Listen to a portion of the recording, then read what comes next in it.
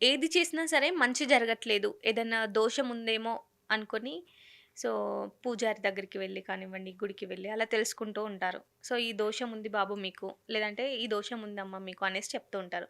అందులో ఎక్కువగా వినబడేది కాలసర్ప దోషం. అసలు ఈ కాలసర్ప దోషం ఏంటండి? కాలమంతా ఉండేటువంటి దోషాన్ని కాలసర్ప దోషం అంటారు. ఓకే. అంటే మన కాలాన్ని హరిస్తా ఉంటుంది. వైకుంఠపాళి. హ్మ్. మనకు స్నేక్ అండ్ లాడర్స్ అంటారు కదా! ఎంతో కాలిక్యులేషన్ వేసి వేసి పైకెళ్ళినాక ఒక పాము ఒకటి పాము. మింగేస్తుంది. హ్మ్. మళ్ళీ జీరో హ్మ్. కిందకొస్తాం. సేమ్ అలాగే ఉంటుంది. ఓకే. వీళ్ళు మ్యాచ్ అంతా ఆడతారు. ఈ కాలసర్ప దోషం ఉన్నోళ్ళు. హ్మ్. విన్నింగ్ షాట్ మాత్రం కొట్టలేరు. ఒక్క ఒక్క విన్నింగ్ షాట్ పైన కప్పు ఆధారపడి ఉంటుంది. ఒక హ్మ్. దేశ పరువు ప్రతిష్టలు ఆధారపడి ఉంటాయి. ఓకే. అదొక్కటి ఆడలేకపోతారు. హ్మ్. అంటే వీళ్ళ జీవితానికి సంబంధించినటువంటి విన్నింగ్ షాట్‌ని కొట్టలేక మ్యాచ్‌లు ఆడుతూనే ఉంటారు. హ్మ్. వీళ్ళ ఆలోచనలతోనే వీళ్ళు మోసపోతా ఉంటారు. ఏదో జరుగుతుందని, ఎంతో గొప్పోళ్ళు అవ్వబోతున్నామని. హ్మ్. ఇలా అయితే, ఇలా అయితే, ఇలా అయితే, ఇలా కాలిక్యులేషన్ ఏస్తూనే ఉంటారు అంతే. ఓకే. ఓన్లీ కాలిక్యులేటర్‌లోనే ఉంటారు. ప్రాక్టికల్స్‌లోకొచ్చేటప్పుడు ఫెయిల్యూర్ అయిపోతుంటారు. హ్మ్. అన్నీ ఎస్టిమేషన్‌లోనే ఉంటాయి. ఇంత డబ్బులొస్తాయి. దీనికింత, దీనికింత, దీనికింత అనుకుంటా ఉంటారు. వాస్తవంగా డబ్బుండదు. హ్మ్. లెక్క మాత్రం ఏస్తూ ఉంటారు. నమ్మక ద్రోహాలు ఖచ్చితంగా జరుగుతాయి. ఓకే. నమ్మక ద్రోహం చేసాడు వాడు అంటూ ఉంటారు కదా! అవునండి. ఈళ్ళ కాలసర్ప దోషం ఉంటే ఎవడో ఒకడొస్తాడు నమ్మక ద్రోహం చేసిపోతా ఉంటాడు. హ్మ్. నీకది, నీకింత, నాకింత, నీకు రూ. 75 నీకు, రూ. హ్మ్. 25 నాకు, హ్మ్. ఈరోజు నీ సమస్యలు తీరిపోయినాయి. హ్మ్. కాబట్టి నువ్వు రూ. 100 పెట్టుంటాడు. ఆ 100 ఎత్తుకొని పోతా ఉంటాడు. ఓకే. నమ్మక ద్రోహం జరిగింది హ్మ్. నిన్నెవరు నమ్మన్నారని వేరే వాళ్ళు అంటుంటారు. అవునండి. నమ్మక ద్రోహాలు ఈరోజు ఎక్కువనే కదా! హ్మ్. కాలసర్ప దోష ప్రభావాలే నమ్మక ద్రోహాలు చేసేది. ఓకే. బ్యాక్ పెయిన్ కంపల్సరీ ఉంటుంది. హ్మ్. వీపులో నొప్పి. హ్మ్. అదేవిధంగా వృత్తిలో స్థిరత్వం ఉండదు. వృత్తిలో స్థిరత్వం అంటే సర్పాలంటే పాములు కదా! హ్మ్. అవి ఒక చోట ఉండవు. తిరుగుతూ ఉంటాయి. తిరుగుతూ పాము ఉంటాయి. కరిసినోడిని ప్రశాంతంగా కూర్చోబాబు లస్సీ తాగండి తాగుతాడా? లేదు. పరుగులెత్తాడు. హ్మ్. సేమ్ వీళ్ళు సక్సెస్ కోసం పరుగులు తీస్తూ ఉంటారు. హ్మ్. కొంతమందికి వృత్తిలో స్థిరత్వం ఉండదు. కొంతమందికి పెండిండ్లు కావు. హ్మ్. కొంతమంది పెండ్లిళ్ళైనా భార్యాభర్తలు పాములు బుసకొట్టుకుంటూ గొడవలు పడుతుంటారు. హ్మ్. కొంతమంది పెండ్లిళ్ళైనా పిల్లలు పుట్టరు. కొంతమంది పిల్లలు పుట్టినా పిల్లలు వెయిట్ తక్కువ పుట్టడము, వికలాంగులుగా పుట్టడము, లేదంటే ఇంకేదన్నా తీవ్రమైన దోషాలు ఉన్న విధంగా పుట్టడము, హ్మ్. ఇంక్యుబేటర్‌లో పెడుతుంటారు ఆ పిల్లలను గూడా. ఇలా లోపాలతో ఉన్న పిల్లలు పుట్టడము లాంటివి జరుగుతూ ఉంటాయి. హ్మ్. ఈ సర్పదోషం రాహువు, కేతువు గ్రహాల మధ్యలో అన్ని గ్రహాలు వచ్చినప్పుడు ఓకే. పుట్టిన వాళ్ళు సర్పదోషంలో పుడతారు. ఇది సర్పదోషము ఒక వంశంలో ఉందంటే 6 తరాలు వదలదు. హ్మ్. 6 జనరేషన్స్ ఉంటుంది. హ్మ్. ఒకవేళ సర్పదోషానికి వివరం కనుక్కొని దానికి పరిహారం చేసుకోగలిగితే అదే 6వ తరం అవుతుంది. ఓకే. అంటే అంతకుముందు 5 తరాలు అనుభవించుంటారు. హ్మ్. అదేవిధంగా ఈ సర్పదోషం అనేది మామూలుగా వంశం గూడా లేకుండా చేస్తుంది. ఎక్కువ హ్మ్. ఆడపిల్లలు పుట్టిపోతారు. హ్మ్. సర్పదోషం ఉండడం వల్ల. హ్మ్. అంటే వంశక్షయం గూడా అయిపోతుంది. ఓకే. ఈ సర్పదోషం అనేది ఎక్కువగా ఆహ్, ఎవరికైతే ఇది ఉంటుందో వాళ్ళు చిన్న విషయాన్ని గూడా గట్టిగా నమ్మేస్తారు. హ్మ్. మన వాళ్ళే, వీళ్ళు మనకు మోసం చేయరు, ద్రోహం చేయరు అని గుడ్డిగా నమ్ముతారు. వాళ్ళు హ్మ్. గూడా హానెస్ట్‌గానే ఉంటారు. రిజల్ట్ వచ్చినాక మారుతుంది అవతలోళ్ళ మనసు. ఓకే. ఈ సర్పదోషం ఉంది గదని సర్పాలకు పూజ చేయమంటా ఉంటారు. హ్మ్. అంటే పుట్టలకు పాలు పోయడము, ప్రదర్శనలు చేయడము, జంట సర్ప విగ్రహాలను ప్రతిష్ఠించడము, వాటికి ప్రదర్శన చేయడము, అభిషేకాలు చేయడము, సర్ప శ్లోకాలు, కవచాలు లాంటివి చదవడము, హ్మ్. ఇవన్నీ చేస్తూ ఉంటారు. అది చేయడం వల్ల సర్పదోషం ఇంకా ఎక్కువైపోతుంది. ఓకే. అది పోదు. హ్మ్. ఉన్నదానికన్నా 100 రెట్లు ఎక్కువైపోతుంది. ఇంకా గట్టిగా చుట్టుకుంటుంది. హ్మ్. దేనికి చేస్తున్నారు పూజ వీళ్ళు? దోషానికి. దోషానికి ముండ్ల చెట్టుకు నీళ్లు పోస్తే ఏమొస్తాయి? మునులే పెరుగుతాయి. పండ్ల చెట్టుకు నీళ్లు పోస్తే? పండ్లే వస్తాయి. మరి దోషానికి పూజ చేస్తే? దోషం పెరుగుతుంది. మరి మళ్ళీ మళ్ళీ అక్కడే చేస్తున్నారు. మళ్ళీ 6 నెలలకోసారి చేయాలంట మళ్ళీ పూజలు. హ్మ్. నెలకోసారి చేసుకోవాలి. 7 వారాలు చేయాలి. 11 వారాలు చేయాలి అని చేస్తున్నారు. ఇక్కడ మా తంత్రజ్యోతిష విధానంలో మేము చెప్పేదేంటంటే, సర్పదోషం పోవాలంటే హ్మ్. సర్పాలకు పూజ చేయకూడదు. ఓకే. గరుత్మంతుడిని పూజించాలి. హ్మ్. గరుత్మంతుల వారి ఫుడ్ ఏంది? పాములే తింటాడాయన. ఓకే. గద్ద అరిసిందంటే పాములు దాంకుంటాయి. హ్మ్. పాములు ఆయన అరిచిందంటే కూడా దాంకుంటాయి. హ్మ్. గరుత్మంతుల వారు అంటే గద్దను చూసే పాములు ఇంకా ఆనందంతో నాట్యం చేయవు కదా! హ్మ్. గరుడ ఆరాధన చేసే సర్పదోషం పోతుంది దూరంగా. ఓకే. నశించిపోతుంది.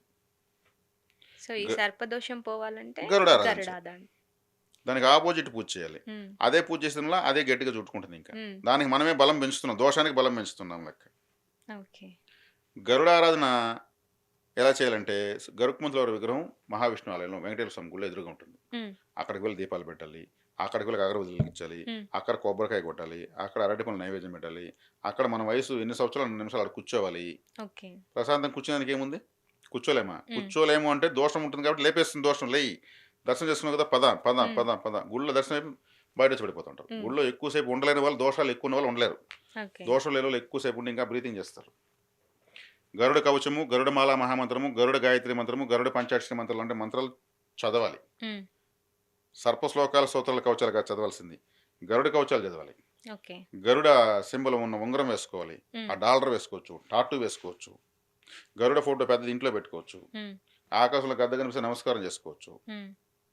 తిరుమలలో గరుడ సేవ జరుగుతుంది శ్రీవారికి. హ్మ్. ఆమె సేవలో పాల్గొనొచ్చు. హ్మ్. మరి ఇవంతా ఏమన్నా ఖర్చు అయ్యే పనులా? లేదు. ఎవరి అకౌంట్లో ఉన్న డబ్బులు వేయాలనా? అవసరం నేను లేదు. చెప్పేసాను, ఓపెన్ అయిపోయింది. సీక్రెట్ ఓపెన్ అవునవును. అయిపోయింది. ఇప్పుడు దొంగలు గురించి మనము ఎవరైనా పలానా దొంగలు ఇచ్చంటే వాళ్ళ అమ్మ నాన్న చెప్తామా? పోలీసులు చెప్తామా? ఫస్ట్ అమ్మా, నాన్నకి జెప్పిన తర్వాత ఎవరమ్మ నాన్నకి? ఆ దొంగలే వాళ్ళంతా ఇల్లంతా దొంగలే వాళ్ళు. ఈళ్ళంతా దొంగలే అయినప్పుడు పోలీసులకే జెప్తాం. ఎక్కడున్నా ముందు పోలీసు వాళ్ళకే చెప్పాలి. హ్మ్. అంటే చిన్న వాళ్ళ అమ్మ పిల్లలెవరైనా ఏదైనా అహా! చిన్న చేసినప్పుడు పిల్లలని కాదు. దొంగ అన్నాక చిన్న పిల్లలు ఉండరు. చిన్న పిల్లలు తెలిసి తెలియక చేస్తారు. హ్మ్. దొంగ అన్న తర్వాత పోలీస్‌కే చెప్పాలి. హ్మ్. వాళ్ళ అమ్మా నాన్న పిలిచి మాట్లాడన్నా గాని పోలీసులే పిలిపించి పోలీసులకే. మాట్లాడతారు. వాళ్ళే మాట్లాడతారు. హ్మ్. అట్లా సర్పదోషం అన్నాక గరుత్మంతుడికే చెప్పాలి. హ్మ్. అక్కడికే పోవాలి. ఈ గరుత్మంతుడి యొక్క విగ్రహాన్ని ప్రాణప్రతిష్ఠ చేసిన విగ్రహాన్ని కూడా మేము ఇస్తున్నాం. హ్మ్. 12 మంది బ్రాహ్మణులు పెట్టి పూజలు చేసి ప్రాణప్రతిష్ఠ కార్యక్రమం చేసి. ఆ గరుడ విగ్రహం కరుంగలి, అభయహస్త కరుంగలి గరుడ తంత్ర విగ్రహం అది. హ్మ్. ఆ విగ్రహాన్ని కూడా తెప్పించుకొని పూజ చేసుకోవచ్చు. తెప్పించుకోగలిగిన వాళ్ళు మాత్రమే. ఓకే. దాన్ని మంత్రాల పుస్తకం కూడా ఇస్తాం. హ్మ్. ఆ మంత్ర బుక్ ఇస్తాము, హోమ భస్మం ఇస్తాము, ప్రసాదాలు, విగ్రహం అన్ని పంపించడం జరుగుతుంది. తెప్పించుకోలేని వాళ్ళు సేమ్ గుళ్ళోకి వెళ్ళి పూజ చేసుకోవచ్చు. హ్మ్. రిజల్ట్ ఒకటే. గుళ్ళో చేసే తక్కువ, మా దగ్గర తీసుకుంటే ఎక్కువ అనడం లేదు. హ్మ్. గుడిలోకి వెళ్ళలేకుండా ఇంట్లోనే పెట్టి పూజ చేసుకోవాలి అని అనుకునే వాళ్ళు తెప్పించుకోగలను తెప్పించుకోవచ్చు. హ్మ్. అంటే మంత్ర పుస్తకం అనేది ఒకటి వస్తుంది. ఆ గరుడ మంత్రాలు. హ్మ్. ఆ గరుడమాల మహామంత్రం ఒకటి ఉంటుంది. బ్రహ్మాండంగా ఉంటుంది. దాన్ని కూడా చదువుకోవచ్చు. ఓకే. ఇది సర్పదోషానికి శాశ్వత విరుగుడు. హ్మ్. ఇక్కడ ఆయన ఎప్పుడైతే ఎంటర్ అవుతాడో ఆటోమేటిక్ కట్ అయిపోతుంది. హ్మ్. అది 3 తరాలు ఉన్నాయి, 6 తరాలు ఉన్నాయి, 8 తరాలు ఉన్నాయి. అప్పటి నుంచి మళ్ళీ పని చేయదు. ఆ విగ్రహాన్ని అభిషేకం చేసి కూడా నీళ్ళు తాగొచ్చు, హ్మ్. నెత్తిన జల్లుకోవచ్చు, మన బెడ్ పైన జల్లుకోవచ్చు, ఇంటి పైన జల్లుకోవచ్చు, వెహికల్స్ పైన జల్లుకోవచ్చు, అన్ని చోట్ల చల్లుకోవచ్చు. ఓకే. అదే గరుడ విగ్రహం దగ్గర పోయి ఆలయంలో అర్చన చేసుకోవచ్చు. ఆయనకి అరటి పండ్లతో మాల వేయచ్చు. హ్మ్. సేవ, పూజ, భక్తి చూపించాలి. హ్మ్. అప్పుడు పోతుంది కానీ పాములకే పూజ చేస్తా ఉంటే చేస్తే మీకు మంచి జరిగితే చేసుకోండి. హ్మ్. తప్పేం లేదు. మీకు మంచి జరిగితే చాలు. పాములకే పూజ చేసి మీకు మంచి చేసుకోండి. తప్పేం లేదు. ఓకే. చేయకూడదు అనే రైట్స్ కూడా మాకు కూడా లేవు. హ్మ్. మేము తెలుసుకున్న విధానం గరుడ ఆరాధన, గరుడ సేవ చేయడం వల్ల జరుగుతుంది. ఎవరికి ఎక్కడ మంచి జరిగినా సంతోషమే. హ్మ్. ఎక్కువ మంది జరగడం లేదనేది వాస్తవం. మేము చెప్పంగా చాలామంది అదే అంగీకరించారు. హ్మ్. సార్ మేము 6 నెలలకు ఒకసారి చేస్తున్నామండి. చేసిన తర్వాత ఎలా ఉందండి? ఇంకా కష్టాలు సార్. నేను ఒకటే చెప్తాను. మీరు అక్కడ పూజ చేసి ఏదో సర్పదోష పూజ చేసి మీకు బాగుంటే నాకేంటి ఈ జాతకం ఇస్తారు? అవును. మేము బాగున్నాం బాబు. మాకు 3000 ఎక్స్ట్రా అయిపోయింది. లేదు ఇన్ని వేలు డబ్బులు ఎక్స్ట్రా నీకు ఇచ్చేస్తామని చెప్పి ఇస్తారా? లేదు. ఎవరు? ఎందుకు ఇస్తారు డబ్బులు? ఎందుకు ఇవ్వాలి నాకు కూడా? సమస్య ఉంది. పరిష్కారం చెప్తున్నాడు ఇతను అని. హ్మ్. కాబట్టి మేము స్ట్రైట్‌గా రూట్ చూపించేస్తాం. ఓకే. ఒక మాందేశ్వర సేవ కావచ్చు, ఒక గరుడ సేవ కావచ్చు, హ్మ్. ఇంక ఏ గ్రహానికి ఏదైనా కావచ్చు, ఏ ఆలయం ఎక్కడ వెళ్ళాలి, ఎప్పుడు వెళ్ళాలి, ఎలా హ్మ్. బిహేవ్ చేయాలి. మనము ఒక ఆఫీసర్ వస్తేనే ఎంతో డిగ్నిఫైడ్‌గా ఉంటాము. అవును. దేవుని దగ్గర ఎట్టుండాలి అసలు? హ్మ్. వాళ్ళు సృష్టి పాలకులు కదా! వాళ్ళు చూసేది మన క్యారెక్టర్‌ని చూస్తారు. ఇంక హ్మ్. వేరే ఏం చూడరు. మన క్యారెక్టర్ లేకపోతే ఏంటి కిరాలు వరాలు మనకు? మన కష్టాలు ఎందుకు తొలగించాలి? ఏం కర్మలకు? మనం పెట్టుకున్న ఏజెంట్లు వాళ్ళేమన్నా? లేదు. ఎంతో భక్తిగా, ఎంతో వినయంగా ఉండాలి. విద్యా వినయ సంపన్నే బ్రాహ్మణ. మన క్రమశిక్షణకే దేవుడు పో బాబు నీకేదో ఈ రోజు సమస్యలు లేవు పో అని చెప్పి పంపిస్తాడు. హ్మ్. లేదంటే లేదు. నేను గుడికి వెళ్తున్నట్టే పోయి ఎలా బిహేవ్ చేస్తున్నావు? గరుడ పురాణమే ఉంది ఏకంగా. అవునండి. గరుడ సింబల్ ప్రతి దేశము వాళ్ళ సీక్రెట్ ఏజెన్సీస్ పెడుతుంది. హ్మ్. గరుడ పక్షి సింబల్ ఉంటుంది సీక్రెట్ ఏజెన్సీస్కి అంతా. ఏదైనా ఆపరేషన్ గరుడ అంటారు సీక్రెట్గా చేసే ఆపరేషన్కి. హ్మ్. మరి ఇంక వేరే పక్షి ఎందుకు సెలెక్ట్ చేసుకోలేదు? వాళ్ళ జ్యోతిషం కూడా తెలియదు ఆ దేశాలకు. ఓకే. ఆయన ఆటోమేటిక్గా ఎంటర్ అయిపోయాడు ప్రపంచం అంతా. అది గరుత్మంతుల వారి యొక్క శక్తి. ఓకే.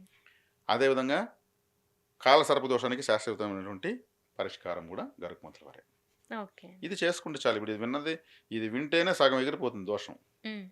అరే కరెక్టే కదా అనేసి బ్రైన్ నుంచి సర్ప ప్రభావం వ్యతిరేక ప్రభావం ఎగిరిపోతుంది. హ్మ్. మరి వీళ్ళు కానీ దిగి చేసుకున్నారనుకో ఉండేది కూడా పోతుంది. ఉన్నది కూడా ఓకే. సింపుల్ అయిపోయింది. ఇక్కడ ఎన్ని లక్షలు పెట్టుబడి ఎంత కార్యక్రమాలు ఉన్నాయి ఏమి లేవు కదా. హ్మ్. దేవుని అవునండి. మొక్కడానికి ఏముంది? ఆపద ఉన్నప్పుడు దేవుని మొక్కుంటాం. హ్మ్. మన మొక్కే తీవ్రత బట్టి దేవుడు అనుకరిస్తాడు. అంతే. ఓకే అండి.